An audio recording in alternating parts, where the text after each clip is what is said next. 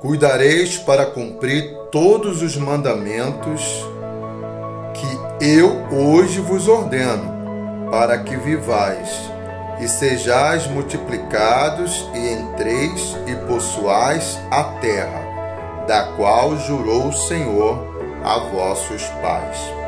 E te lembrarás de todo o caminho por onde te guiou o Senhor teu Deus, estes 40 anos no deserto, para te afligir, para te provar, para saber o que estava no teu coração, se guardarias ou não os seus mandamentos. E te afligiu e te fez ter fome, e te sustentou com maná, comida que tu não conhecias, nem teus pais a tinham conhecido, para te fazer saber que nem só de pão viverá o homem, mas também de toda palavra que sai da boca do Senhor viverá o homem. Então, antes, nesse texto aqui em Deuteronômio 8, vai falar que antes deles irem e possuírem a terra que manava leite e mel, havia um deserto proposto, onde Deus os guiou. Foi Deus que os levou para o deserto, e ali durante 40 anos eles passaram a depender totalmente do Senhor. E era necessário que no deserto eles desenvolvessem uma confiança plena em Deus. Haja visto, deserto é lugar de sequidão, o deserto é árido, o deserto não tem água, não tem nada. Mas eles foram sustentados durante 40 anos. O problema é que a maioria não aprendeu. E eu quero trazer para vocês que Deus é como um treinador. Ele nos leva no deserto. Tem gente no deserto achando que é obra de Satanás. O inimigo não tem nada a ver com isso. Deserto é bênção, quando a gente compreende que é no deserto onde nós somos treinados. Muitas vezes Deus permite que passamos por certas coisas na nossa vida e que muitos esmorecem, desmaiam, pensando por que Deus permitiu que eu passasse por isso. Porque no deserto eu vou ser afligido, no deserto o teu ego é quebrado, o teu orgulho é destruído, porque no deserto você realmente vai passar a depender totalmente de Deus. E Deus não vai exigir do homem algo que ele não faça primeiro. O próprio Jesus, o Emanuel, Deus conosco, ele foi levado pelo Espírito para o deserto. E lá, quando ele é confrontado, porque quando a gente tem fome, logo o inimigo vai nos confrontar, ele vai querer nos desequilibrar, lançando no nosso rosto muitas vezes: você não é crente, você não é filho de Deus, por que você está passando por isso?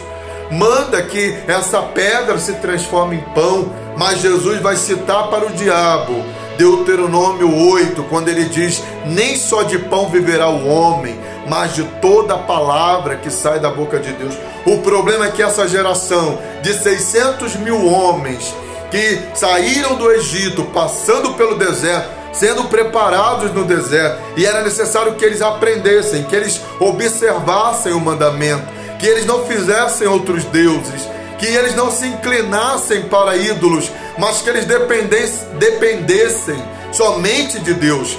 Mas não foi o que aconteceu. A maioria ficou no deserto. Quantas pessoas estão ficando no meio do caminho porque o seu olhar não está verdadeiramente no Senhor? Por isso que o autor aos Hebreus diz para que olhemos fixadamente para o autor e consumador da nossa fé. E ele foi o exemplo, ele deu o exemplo, ele foi para o deserto. João Batista cresceu no deserto. Deserto é de ser forjado. Deserto é lugar de ser forjado. É onde a nossa estrutura ela se robustece. É onde o crente cria raiz em Deus. É onde nós aprendemos a depender somente de Deus. Deus vai tirando pessoas da nossa vida, dependência emocional, porque a única dependência que nós podemos e devemos ter é do Espírito Santo. Então Deus é o treinador e Ele está ali, e Ele já ensinou, a palavra nos ensinou. Agora o deserto é lugar de colocarmos em prática os aprendizados, aquilo que Deus tem nos ensinado, e ser fortalecido e aprender a depender de Deus. E em suma, Somente 2 aprenderam a lição. Caleb e Josué adentraram na terra prometida,